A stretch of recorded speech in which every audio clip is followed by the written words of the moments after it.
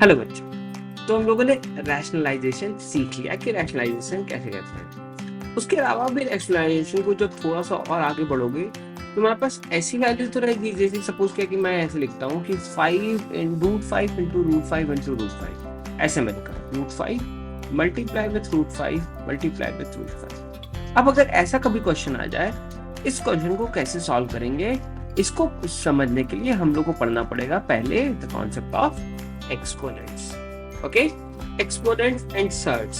Shirts और exponent दोनों अलग टर्म्स हैं। मैं तुमको समझाऊंगा कि एक्सपोनेंट एंड सर्ट्स अलग अलग क्यों हैं। ठीक है, तो चलो, first one that is given as exponents. Exponent क्या होता है? सपोज किया कि मैंने एक नंबर लिया, ठीक है, एक नंबर लेते हैं हम लोग, दैट इज गिवन एज 2। इसमें हम लोगों ने क्या किया, एक और नंबर मल्टीप्लाई कर दिया 2, फिर एक नंबर और मल्टीप्लाई कर दिया सेम, और इस तरीके से मैं बहुत सारे नंबर टिल 9 टाइम्स इसको मल्टीप्लाई करने चला गया। तो अगर मैं इसको इस तरीके से लिखता हूँ, इसको इस फॉर्म में भी मैं लिख सकता हूँ 2 टू द पावर 9, तो मैं 2 टू द पावर 9 के फॉर्म में भी इसको लिख सकता हूँ। लेकिन हाँ, 2 टू द पावर 9 एक होल नंबर के फॉर्म में चेंज हो सकता है। किस फॉर्म में चेंज हो सकता है? होल नंबर के फॉर्म में चेंज हो सकता है। तो एक्सपोनेंट को हम लोग होल नंबर के फॉर्म में चेंज कर सकते हैं, लेकिन जो सर्ट्स होता है इसको हम लोग कभी भी होल नंबर के फॉर्म में चेंज नहीं कर सकते हैं। तो we will say surds can't be changed into the whole number form, can't be changed into whole number form। तो सर्ट्स क्या होंगे जल्दी बताओ। तो मैं तुम्हारे लिए एक एग्जांपल बता देता हूँ। जैसे कि लिखा मैंने क्या, रूट 5, रूट 5 को भी मैं सर्ट भी बोलूंगा, और जैसे कि लिखा 5 to the power 3/2, this one is also termed as the surd. अगर मैं बोलूं कि 25 टू द पावर 3/2, क्या ये सर्ट होगा? इसको समझने के लिए हमें एक्सपोनेंटेड पावर्स के कुछ डेफिनेशन को समझना पड़ेगा। अगर वो समझ में आ गया, then this question will be easier for us to understand to say this question is surd और नॉट। तो एक छोटी छोटी बातें हैं, अगर आपको समझ में आती हो सही बात है, नहीं समझ में आती हो तो पूरा लेक्चर तुम्हें देखना पड़ेगा। तो लेके चल अब स्टार्ट करते हैं हम लोग क्या, एक्सपोनेंट एंड सर्ट्स के बेसिक क्वेश्चंस। लेकिन एक्सपोनेंट एंड सर्ट्स स्टार्ट करने से पहले तुम्हारे पास कुछ एक इम्पॉर्टेंट फॉर्मूलेस हैं जो तुम्हें याद करने पड़ेंगे। तो first formula that is given in law of exponent that is given as, अगर मेरे पास a to the power m है और a to the power n है, अगर दोनों को मल्टीप्लाई करोगे तो क्या बन जाएगा, a to the power m plus n। जैसे कि मैं यहाँ पे लिखूं 2 स्क्वायर और यहाँ लिखूं मैं 2 क्यूब, तो यहाँ पे देखो बेस सेम है, तो क्या करेंगे, पावर ऐड हो जाएगा। ठीक है, you will say this one is 2 plus 3, ये हम लोग लिख सकते हैं। लेकिन अगर मैं तुमसे पूछूं कि सर अगर आप बताइए कि 2 स्क्वायर लिखा हो और 3 क्यूब लिखा हो, क्या हम इन दोनों की पावर को ऐड कर सकते हैं? We will say no, this one can't be added because base यहाँ पे सेम नहीं है। अच्छा, तीसरा क्वेश्चन पूछा कि 2 स्क्वायर लिखा हो और 3 स्क्वायर लिखा हो, क्या इन दोनों की पावर को ऐड कर सकते हैं? मैं बोलूंगा कि नहीं सर, यहाँ पे भी आप नहीं कर सकते क्योंकि यहाँ पे बेस सेम नहीं है। For making the power should be added the base should be same. क्या लिखेंगे यहाँ पे? यहाँ पे एक इंपॉर्टेंट चीज तुम यहाँ पे नोट कर लो, लिख दो यहाँ पे कि नोट में बेस शुड बी सेम। अगर तुम्हारे पास बेस सेम नहीं है तो we can't add those value. Okay, base should be same. ये हम लोग यहाँ से एक इंपॉर्टेंट नोट यहाँ पे क्रिएट कर लेते हैं। Clear? So for any rational number, a to the power n multiply with a to the power m can be written as a to the power m plus n। तो चलो मुझे इसका answer बताओ क्या होगा। अगर मैं लिखूं 2 multiply with 2 square multiply with 2 cube multiply with 2 to the power 4, तो इसका क्या लिखोगे आंसर? इसको लिखोगे 2 पावर सारे ऐड कर दोगे, तो लिखोगे 1 प्लस 2 प्लस 3 प्लस 4। इस तरीके से तुम पावर्स को ऐड करते चले जाओगे। अच्छा चलो, अगर तुम्हारे पास एक और एग्जांपल ले लूं कि 3 लिखा और यहाँ पे लिखा मैंने 3 स्क्वायर, यहाँ लिखा मैंने 3 क्यूब, यहाँ लिखा मैंने 3 टू पावर 4, यहाँ लिखा 3 टू पावर 5। अब क्या करेंगे? फिर से वही काम, 3 यहाँ लिखेंगे 1 plus 2 plus 3 plus 4 and plus 5। इस तरीके से ये पावर्स को ऐड कर देंगे हम लोग। ये छोटी छोटी चीजें हैं जो तुम्हें चेंजेस करते रहनी है। अच्छा चलो, अब हम लोग पहला क्वेश्चन देखते हैं। पहला क्वेश्चन देखो ये दिया हुआ है, that is given as 2 to the power -3 and 2 to the power -4। क्या ये पावर्स ऐड कर सकते हैं? हाँ, इन पावर्स को हम लोग ऐड कर सकते हैं क्योंकि बेस सेम है। क्यों? कोई भी वैल्यू m और n इंटीजर्स होना चाहिए, कोई भी value we can add those values. तो लिखेंगे -3 प्लस ऑफ -4, ये हम लोग यहाँ से इस तरीके के फॉर्म में लिखेंगे। And then we can write this one as 2 to the power -3 minus of 4, that can be written as 2 to the power -7, and you will get this answer. अच्छा, इसके बाद फिर नेक्स्ट लॉ ऑफ एक्सपोनेंट क्या कहता है कि अगर मैं दोनों को डिवाइड करूं, अगर मैं a to the power m को और a to the power n से डिवाइड कर दूं तो पावर क्या हो जाएगा, n का पावर चला जाएगा ऊपर। ठीक है, इसको हम लोग यहाँ पे लिख सकते हैं। इसके पहले एक और चीजें सीख लेते हैं तो हम लोग इसको अच्छे समझ जाएंगे। जैसे कि मैं लिखा 1/a to the power n और यहाँ पे मैं लिख सकता हूँ a to the power -n। ये हम लोगों ने छोटी सी चेंजेस कर दिया। ये हमारे लिए एक इंपॉर्टेंट फॉर्मूला है, that is given as second, इसको दे दो, थर्ड इसका नाम दे देते हैं। सेकंड फॉर्मूला दिया हुआ है 1/a to the power n, इसको हम लोग लिख सकते हैं a to the power -n। क्यों लिख रहा हूँ मैं तुमको बताऊंगा कि क्यों इसको लिखा मैंने। तो जैसे कि अगर मैंने लिखा a to the power m by a to the power n, तो इसको मैं क्या लिख सकता था, a to the power m multiply with 1/a to the power n, that can be written as a to the power m multiply with a to the power -n, and that value can also be written as a to the power m -n. Simple. तो मैंने इसी चीज को देखो, third फॉर्मूले को लिखना था मुझे, लेकिन मैंने सेकंड फॉर्मूला का यूज किया और उसको इस फॉर्म में रिप्रेजेंट कर दिया। क्लियर? अब जैसे कि मेरे पास एक इंपॉर्टेंट चीज यहाँ पे तुम्हारे पास आई कि सपोज क्या कि सर मैं तुम आपसे पूछूं कि 1/2 to the power 5, तो आपने सर मैंने बोला कि इसको लिख सकते हो 2 to the power -5, लेकिन सर अगर 3 to the power -7 लिखा हुआ है, इसको क्या लिखेंगे? तो इसको अपने कन्वीनियंट के हिसाब से you can write also this value as 1/3 to the power 7।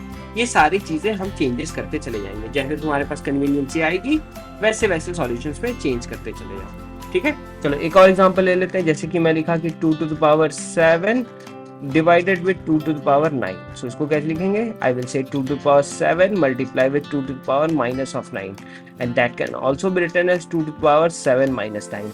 मैं ये स्टेप हटा भी सकता हूँ, ओके, मैं स्टेप ऐड भी कर सकता हूँ। तो we can write it like this and you will get the value as 2 to the power -2, and that value can be written as 1/2 to the power 2, and this is the thing that you will get. Clear? छोटी छोटी चीजें हैं जो तुम्हें समझनी है, अगर तुम्हें समझ में आती है तो वेल एंड गुड, नहीं समझ में आती तो 2-3 और क्वेश्चंस कर लेंगे।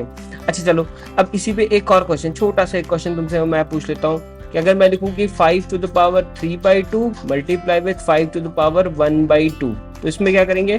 5 यहाँ पे 3/2 लिखा प्लस ऑफ 1/2, क्या करेंगे? अब 5 तो 5 ही रहेगा, एलसीएम लेंगे 2 और 2 का, जिसका एलसीएम होता है 2, यहाँ लिखेंगे 3 + 1, and that can be written as 5 4/2, which is equal to 5 square, and that value can turns out to be 25.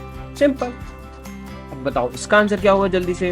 उसको लिखेंगे 5 3 minus of 2, which is equal to 5 to the power 1, that is equal to 5. Answer. Now next value लिखी हुई है कि अगर मेरे पास power का power हो जाए, पावर का भी पावर हो जाए, तो पावर को मल्टीप्लाई कर सकते हैं। जैसे कि a to the power m लिखा हुआ है, ठीक है, और इसका पावर n लिखा हुआ है, तो इसको लिखेंगे a to the power mn। इसको समझने के लिए हम लोग छोटा सा ऐसे कर लेते हैं कि लिखेंगे हम लोग a to the power m into a to the power m into a to the power m into a to the power m, कितने बार कर रहे हैं हम लोग? n टाइम्स कर रहे हैं। तो उसको इस तरीके से भी लिख सकते थे m plus m, और कितने बार m को ऐड कर रहे हैं? n टाइम्स ऐड कर रहे हैं, तो इसको लिख सकते थे a to the power m into n। बस यही चीज किया था मैंने, जो चीज लिखी हुई है उसको एक्सपैंड करके हमने देखा, एक्सपैंड करके देखे तो अरे ये तो ऐड वाली वैल्यू है, तो क्या करेंगे? सारी वैल्यूज को ऐड कर देंगे। छोटी छोटी चीजें हैं, अगर तुम्हें समझ में आ रही है तो बहुत सही, नहीं समझ में आ रही तो फिर से वीडियो देख लेना। मैंने क्या बोला? a to the power m था, उसकी पावर n था, तो मतलब उसको एक्सपैंड किया, पावर को ऐड कर दिया तो फिर वो छोटा सा हो गया।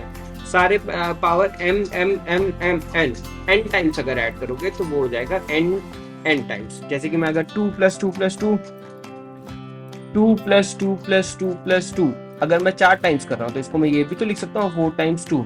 उसी तरीके से अगर m + m इसको मैं n टाइम्स करता हूँ तो you will say this one is n times of m। बस ये हमारे लिए एक छोटा सा एग्जांपल था जो कि तुम्हें समझ में आ जाना चाहिए।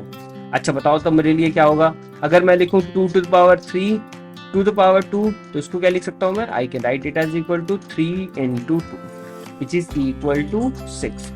अब जैसे कि मेरे पास इसका बेस्ट एग्जांपल कौन सा होगा, देखो अगर मैं लिखूं कि what is the cube root of 3 तो तुम बोलोगे इसको this one is 3 to the power 1/3। And now I am asking you कि इसका क्यूब रूट और यहाँ से इसका मैंने लिया है 2 to the power 6 तो क्या लिखेंगे इसको, आई can write it into this form and you will get this one as 6/3 and that value will be written as 2। okay तो 3 का होल स्क्वायर। तो ये छोटी छोटी एग्जांपल्स है जो तुम्हें याद कर लेने हैं। क्लियर। अब चलते हैं हम लोग नेक्स्ट क्वेश्चन, नेक्स्ट स्टेटमेंट पे। देखो यहाँ पे ना हम लोग इसको समझने के लिए यहाँ पे ये बोल रहा है कि a to the power m into b to the power n। ठीक है, जैसे कि मैं एग्जांपल ले लेता हूँ 2 to the power 3 into 3 to the power 2। Okay और दूसरा एग्जांपल ले लेता हूँ 2 to the power 3 into 3 to the power 3। ठीक है, इसमें देखो दोनों में वैल्यूज डिफरेंट है। ठीक है, इवन पावर की भी वैल्यू डिफरेंट है, so we can't do anything in this one. But अगर सपोज किया कि मेरे पास बेस डिफरेंट है लेकिन पावर सेम है, बेस डिफरेंट है, यहाँ लिखेंगे क्या, बेस डिफरेंट पावर सेम।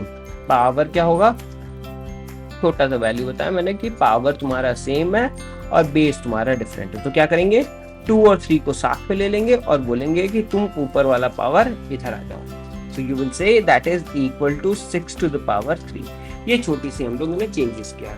अब जस्ट इसका उल्टा भी कर सकते हो, 6 to the power 3 को अलग अलग फैक्टर में लिखो, उसके बाद से तुमको उस तरीके से लिख सकते हो। जैसे कि मेरे पास अगर वैल्यू है 10 to the power 3 तो इसको क्या लिखूंगा मैं, I can write it as equal to 2 into 5 to the power 3। तो इसको लिख सकता हूँ मैं 2 का क्यूब इंटू 5 का क्यूब। जैसे कि मेरे पास वैल्यू है 14 का power 4, you will say I can write it as equal to 2 into 7 to the power 4 और इसको लिख सकता था मैं क्या 2 to the power 4 into 7 to the power 4। अब जैसे कि एक और एग्जांपल ले लेते हैं, जैसे कि मैंने लिखा 2√5 to the power 4 तो इसमें क्या लिखेगा बच्चा, यू विल से कि 2 to the power 4 into √5 का पावर 4। और इसको फर्दर सॉल्व करोगे तो लिख सकते हो 2 to the power 4, 5 को लिख सकते थे 5 to the power 1/2 to the power 4।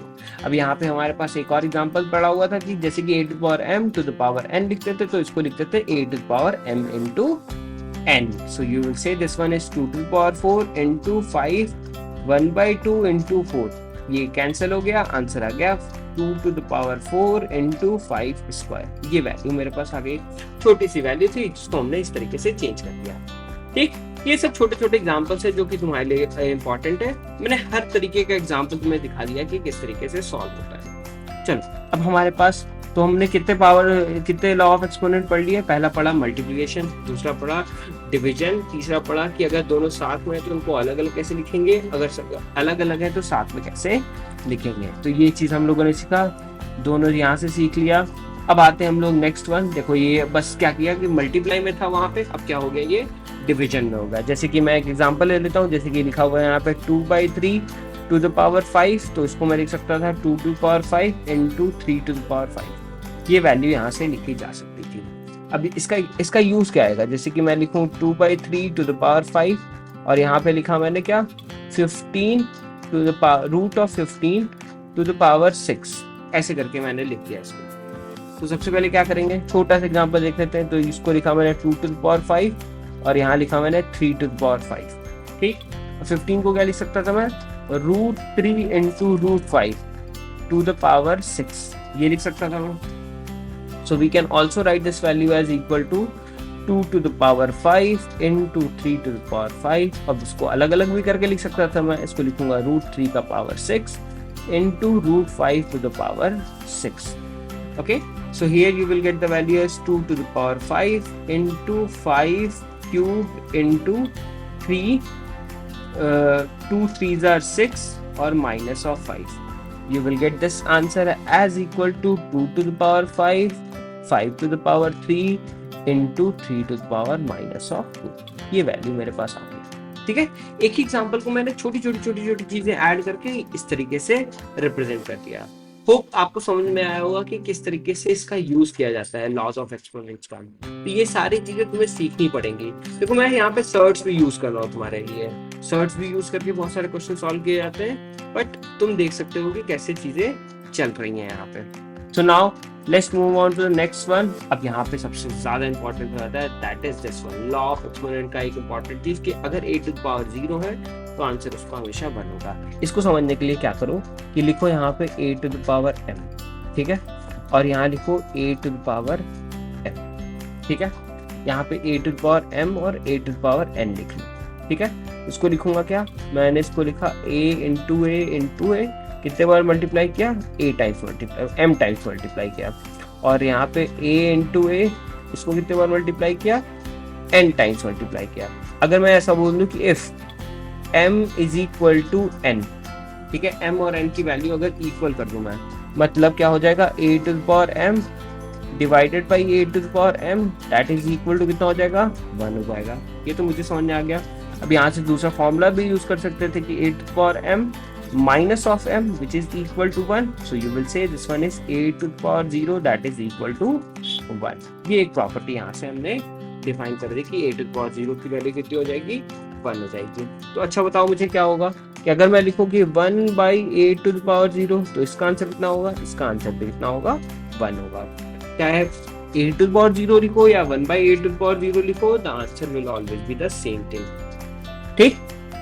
अब जैसे कि सपोज क्या कि मुझे कोई नंबर इंट्रोड्यूस करना हो किसी में, जैसे कि यहाँ पे लिखा हो b स्क्वायर लिखा हो और मुझे इसमें a इंट्रोड्यूस करना हो, तो मैं क्या करूंगा, a टू द पावर 0 से इसको मल्टीप्लाई कर दूंगा, ठीक है। छोटी सी चीजें चेंज की और यहाँ पे a का भी एक्सप्रेशन आ गया, ठीक है। वहां पे है नहीं वो, लेकिन हम लोगों ने दिखाया कि वहां पे भी एक वैल्यू प्रेजेंट होती है, ठीक है। चलो अब चलते हैं हम लोग नेक्स्ट प्रॉपर्टी कि अगर यहाँ पे मैं लिखूं कि minus a to the power n, इसको समझने के लिए हम लोग छोटा सा एक एग्जांपल लेंगे, तब ये वैल्यू समझ में आएगी।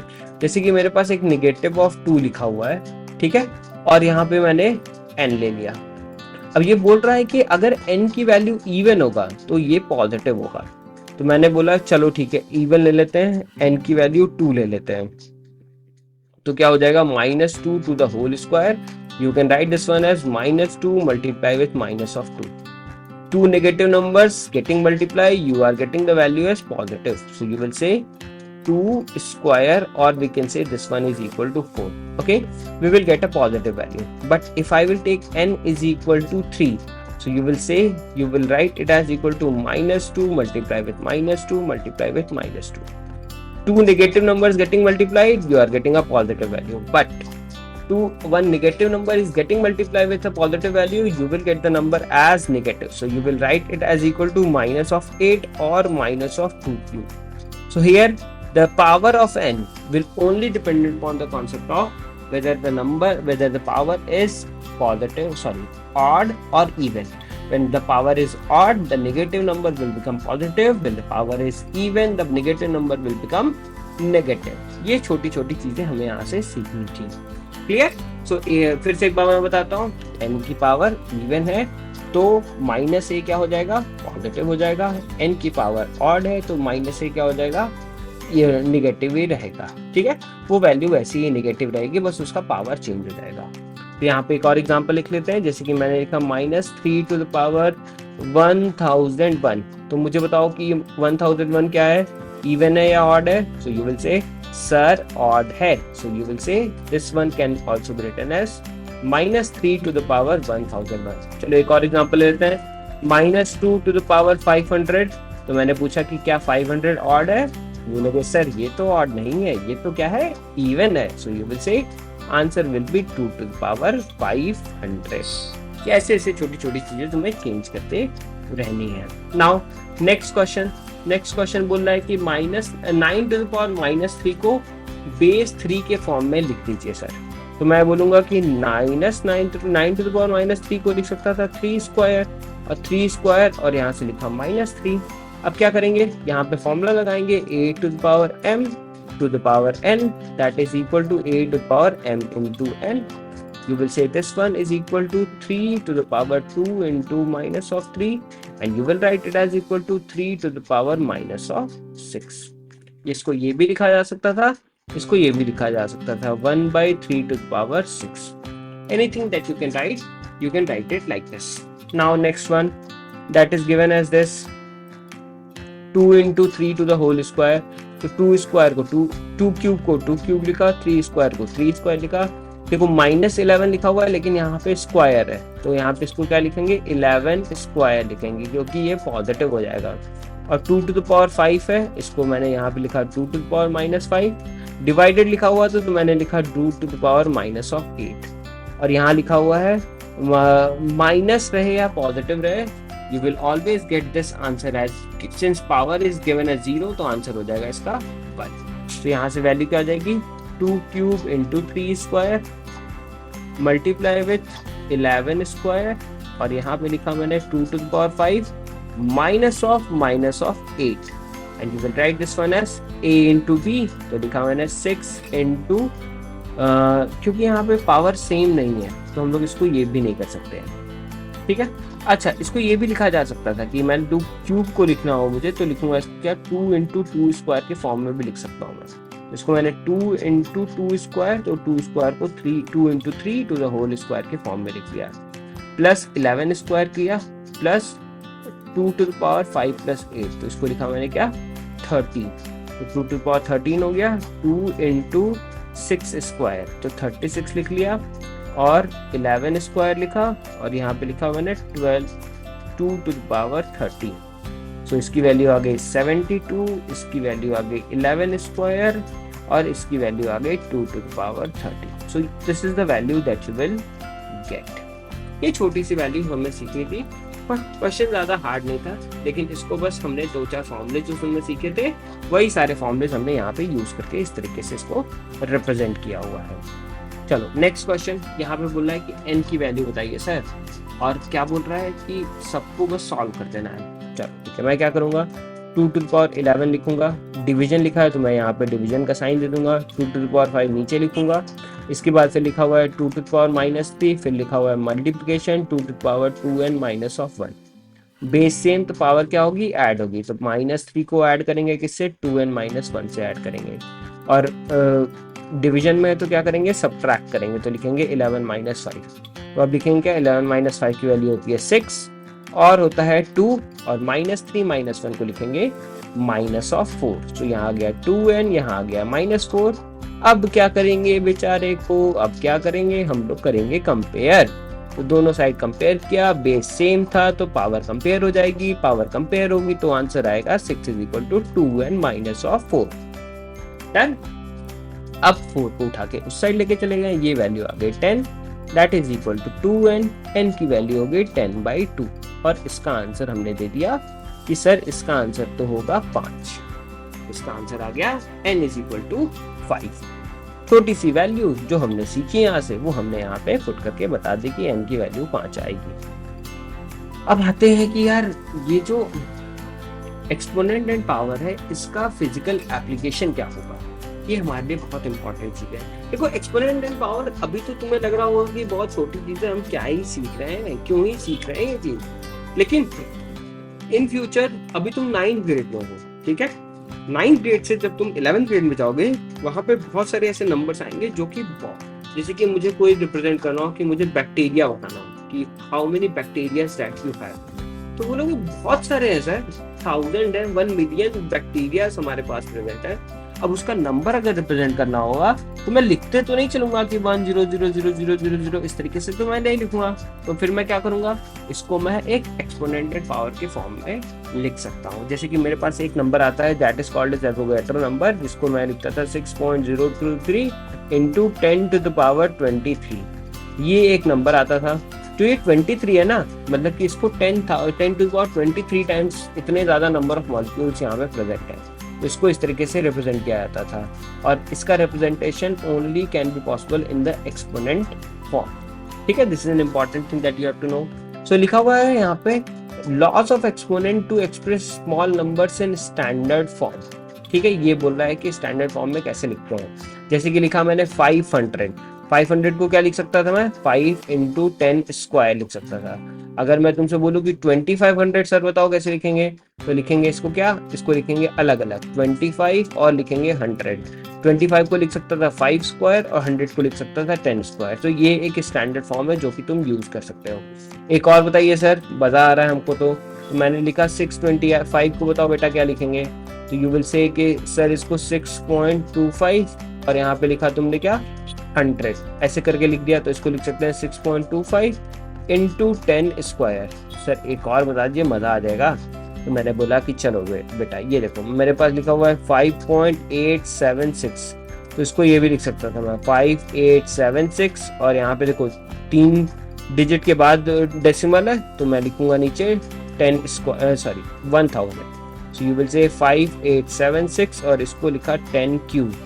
10 क्यूब नहीं होगा, 10 क्यूब तो नीचे की तरफ होगा, जब ये ऊपर जाएगा तो क्या हो जाएगा 10 to the power minus of 3। तो इसको लिखेंगे 5876 multiply with 10 to the power minus of 3, and that's it, that's the answer that you will get. इस तरीके से हम लोग स्टैंडर्ड फॉर्म में हमेशा रिप्रेजेंट करते हैं। एक एग्जांपल देखो यहाँ पे भी लिखा हुआ है कि अगर मुझे रेड ब्लड सेल को दिखाना होगा, देखो एवरेज डायमीटर देखो देख रहे हो, diameter of a red blood cell का होता है 0.000007। इसको अगर रिप्रेजेंट करना हो तो फिर मैं क्या करूंगा, I will represent this one into 7 as 10 to the power minus of 6। तो यहाँ लिखेंगे 7 into 10 to the power minus of 6 metre. ठीक है, ये एक एग्जांपल है जो कि तुम्हें बताएगा कि कैसे एक्सपोनेंट्स का यूज किया जाता है in order to represent such kind of numbers. अब जैसे कि एक और लिख लो, यहाँ पे लिखा मैंने जैसे कि ये लिखा हुआ है पॉइंट, कितने जीरो के बाद डेसिमल है, तो लिखोगे 1 2 3 4 5 6 7 8 9, 9 के बाद है तो यू विल से 564 और यहाँ पे लिखा मैंने 10 टू द पावर 9। ठीक है, और इसको लिख सकता था मैं 564 into 10 to the power minus of 9, ये लिख लिया।